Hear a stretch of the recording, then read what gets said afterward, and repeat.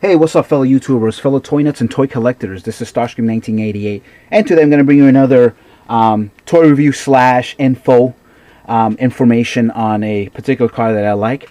This, as you can see, obviously from what you saw in the header, this is the Nissan Skyline. There'll be a couple of different years here that I'll be talking about.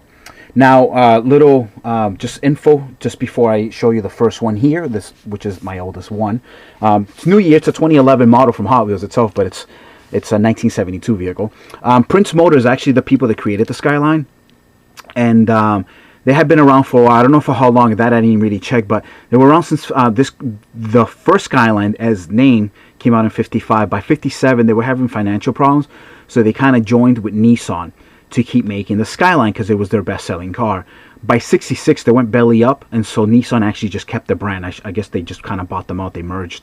So the car is actually the name Skyline has been around since 1955. Prince, 57 officially from Nissan till now.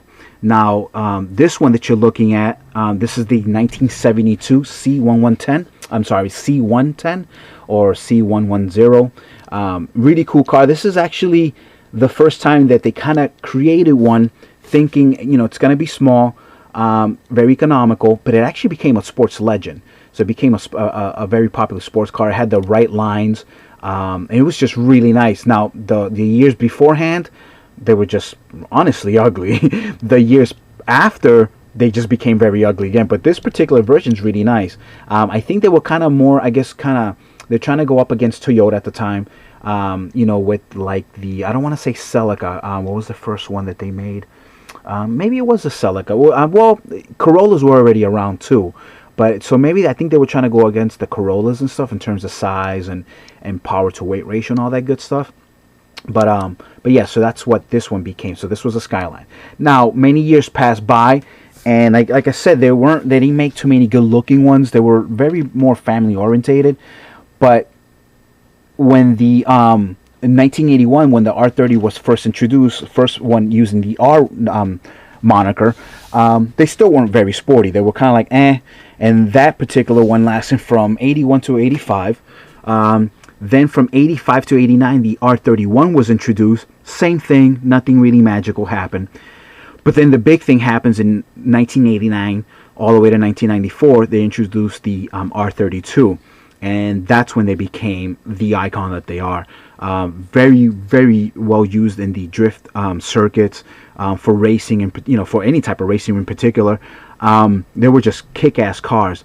They first started doing just rear-wheel drive, and then I believe by 91, like 3 years in, that's when they introduced the all-wheel drive version. Now the one that I'm holding in my hand, this is actually the R33. And same thing with this one. You could get a 2.0 version, inline 6 twin turbo. It was the GTS model, and it was rear-wheel drive. And they had, I believe, like 6 different engine options. And then you can go all the way up to, for example, the 2.8 liter 400R, which stands for 400 horsepower, which was pretty cool. This here is actually a few years back. Treasure hunt. It's not a super, it's just a regular treasure hunt. So these are, you know, kind of dime a dozen. But yeah, this is a treasure hunt here. The R33 model. Pretty nice car. Again, very very popular, very iconic. Now, where's the other one? There's another one here, kind of with the Decepticon blue, purplish looking color with the black there, as you can see. Pretty nice car too. I like this one. Very devilish looking, as you can see. Now the next car is the very, very famous R34. This bad boy was introduced from 98 all the way 2002. Same engine options. Actually, the engine went up a little bit. I believe highest output engine is a 3.5 liter engine, so it was pretty kick-ass. Again, twin turbo, inline 6 engine. And there's not too many cars out there that have used inline 6s. They did in the beginning of the automotive revolution because it was like the easiest way to make an engine. Plus, it's the most perfectly balanced engine. But it's expensive to make. So very few cars use it. I believe Porsche might use it. Ferrari has used it. But then in terms of balance, cars have now started using a lot of the V engines. So instead of an engine that's straight with pistons going this way, now they're kind of like going like this, and they go up and down and whatever. It's kind of funky. You would have to Google it if you want to know exactly how the different engines work or whatever. But there's Boxster engines, which Subarus use, and Porsches and whatever not. But yeah, the R34. This actually didn't ever come out to the United States until Motor Rex, which is a California company, started importing them. They actually lobbied to get them imported, and then we started seeing them like in Fast and Furious movies. I forget the actor's name, but the guy that O'Connell, the cop, the FBI guy, he actually uses this in the short version of the short movie for Fast and Furious 2. Then he uses it in Fast and Furious 3. He has one also that he uses in the movie.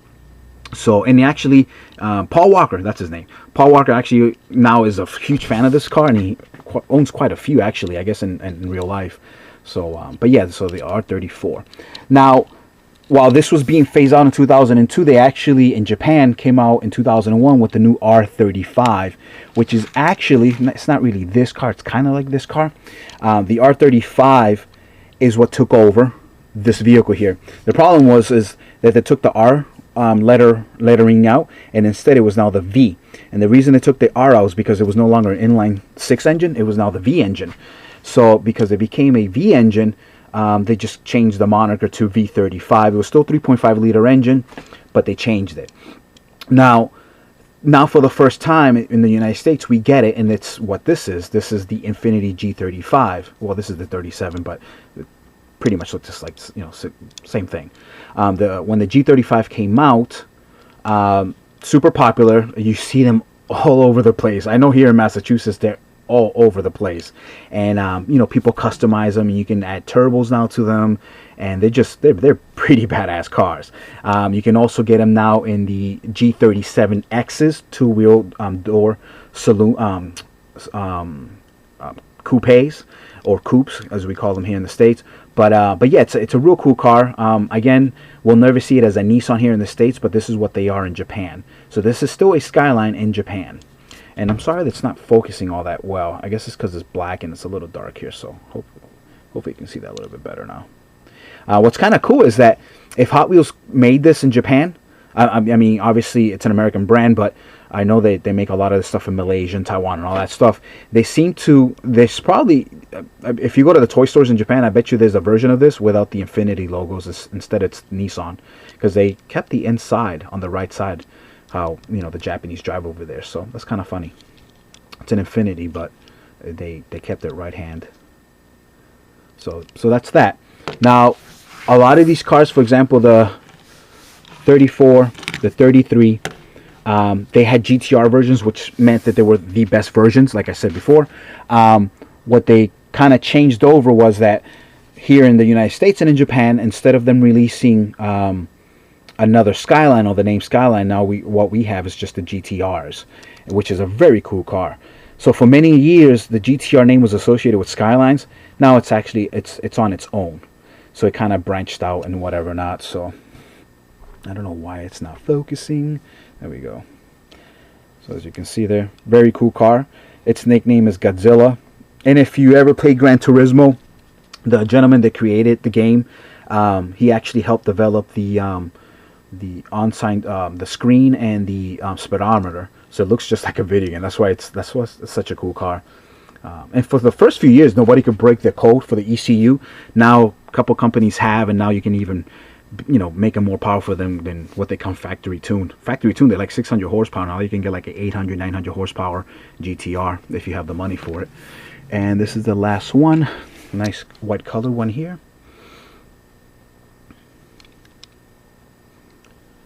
Now there's a couple of cars that are associated with the Skylines. Again, this is a GTR. Some people call them Skylines, but they really are just GTR. With the Infiniti version of the Skyline, actually, if you didn't know this, they actually share their whole chassis and engine with the Nissan 350Zs, which is another real cool car. The difference when they put them here in the States was that they wanted to, have an Infiniti kind of luxury saloon or sedan. But then they actually, for the purists, they wanted a actual sports car. So you give up a lot of the amenities, and it's just a kick-ass. It's a little bit lighter, and it's just a kick-ass car.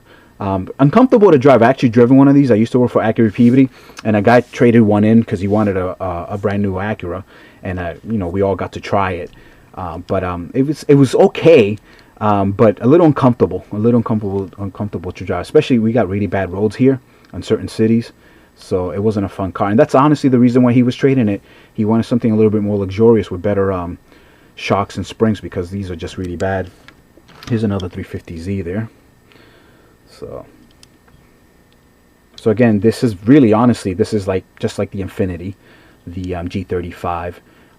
This would be the same version of this. This is a G37. This is the Nissan 370Z.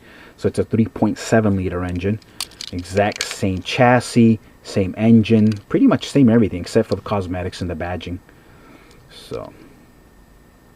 And last car that I kind of want to show, I know it's not a Nissan, I mean, it's not a Infiniti, I should say. It is still Nissan. And this is the baby brother to the Skyline, and that's what a lot of people called it. This is the baby Skyline, or better known as the Sylvia.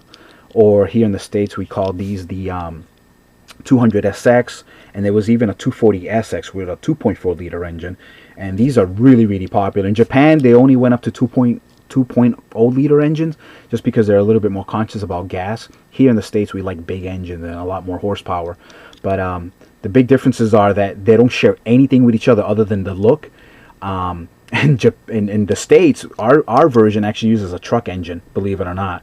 I can't remember which Nissan it was, but there's a Nissan engine that Nissan truck engine that's the same engine that these Nissans came with. So that's why they were kind of loud. But because it was a Nissan engine, they were very high torque and very high in horsepower. So if you start modifying these, I mean, these things are whip. I mean, they kick a lot of ass. So excuse my French, but yeah, these are pretty nice cars. So anyway, so again, I thank you guys for watching. I hope you enjoyed my video on these very cool Hot Wheels. If you have any of these, let me know. If you have any color variances, let me know. I don't think they ever made any of these into treasure hunts other than that one there, and there's, like I said, a super version of that. But yeah, so leave me some comments. Please share this video if you liked it. You know, subscribe. You know, whatever. Thumbs up, thumbs down if I deserve a thumbs down. You guys take care. As always, thanks for watching, and peace. See you guys later.